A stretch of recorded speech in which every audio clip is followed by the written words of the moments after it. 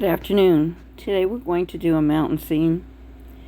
We're going to take this paint, white and brown, we're going to smear it all over the canvas like this. And basically with our fingers, we're going to etch out our little mountains and then we're going to let that dry. The next picture that we're going to do is the same thing in the color of green. Okay, now with this 8x10 canvas, I'm going to start putting down drops of green, darker green, to shape my mountains and the grass below. Now I'm doing this the same as I would do it if I was using brown and white. I'm going to be using different shades of green. Okay, shake up your bottle really well. I just noticed that this bottle is the flow paint. No, we don't want to use this kind of paint. So I'm going to have to use a different paint. This is for my pores. So I'll put that aside. Whoops, somebody else grabbed it. They're probably going to use it. But that's alright. It'll still work. It's just very fluid. It has Floetrol mixed into it to make it move easier. Now this paint is a better regular mixed acrylic green that I made with white and green. So I'm going to put that there. That's going to be my sky, and then part of my mountains, and then the ground. Now you're not going to see this part, but I'm going to take both my hands and put gloves on, and I'm going to smear all of this paint around like finger paint style and kind of form my little mountains, and I'm going to form my little ground and my sky. And then after I do all of that, you'll see what it's going to look like here in a minute. It's going to be the background of my mountain scene. And here we go. This is what I did with my fingers. I spreaded it all around with the paint, like finger painting. And you can see the lighter part at the top is going to be the sky. And then, of course, I blended it in a little more. And I'm going to show another fellow. He did his in brown, but he blended too well. You don't want to blend that well. So I'm going to show him how to take that and put a little more white in there and blend it with your fingers more.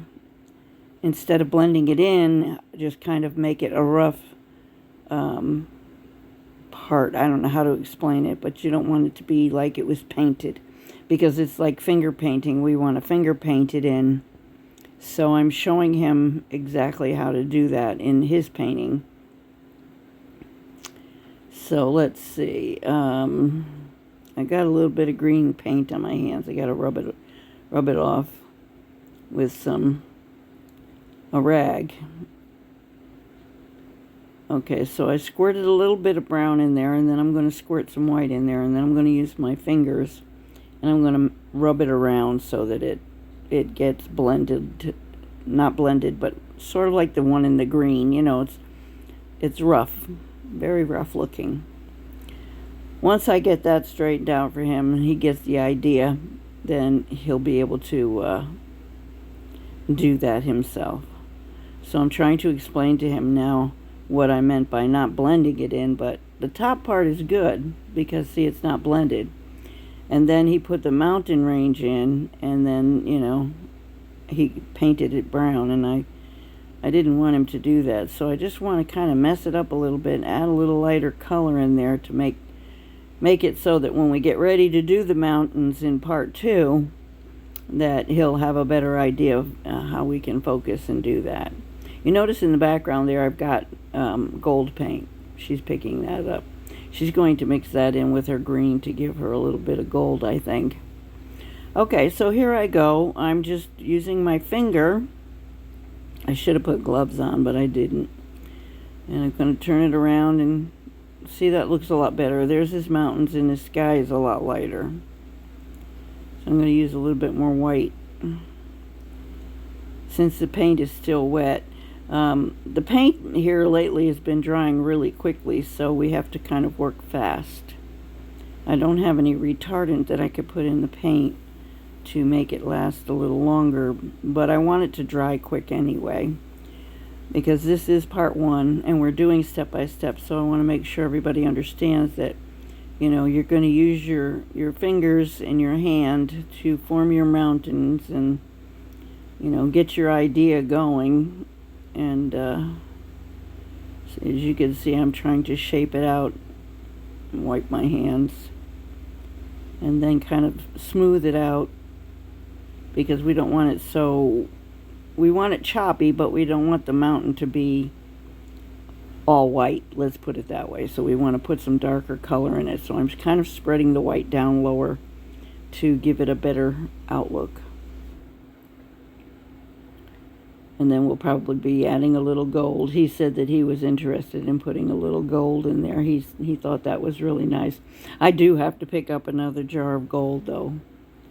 So I kind of straightened that out for him and showed him that this is how you want to do it. You want to kind of just use your fingers, and this way you can define your mountains and everything and get it ready. So in the brown it looks different than in the green, but the green I'm going to be doing the mountains in white, so you will see the difference when we start to do these on the second part of this video. So now we're just going to sit here and we're going to let all of these paintings dry. Everybody's done. I pretty much went around the room and showed people what they needed to do to fix whatever it was that they were doing. And we're either doing brown and gold and white, or we're doing green and white. But you can do anything. I mean, you can do green at the bottom and then your mountains brown and then your sky blue. You can do that all finger painting, because when we go back we're going to use our brushes and we're going to start to define our painting. And we'll also use our fingers as well, because this is basically our finger painting. So until next time, and these dry, we'll see you. So this is the end of part 1.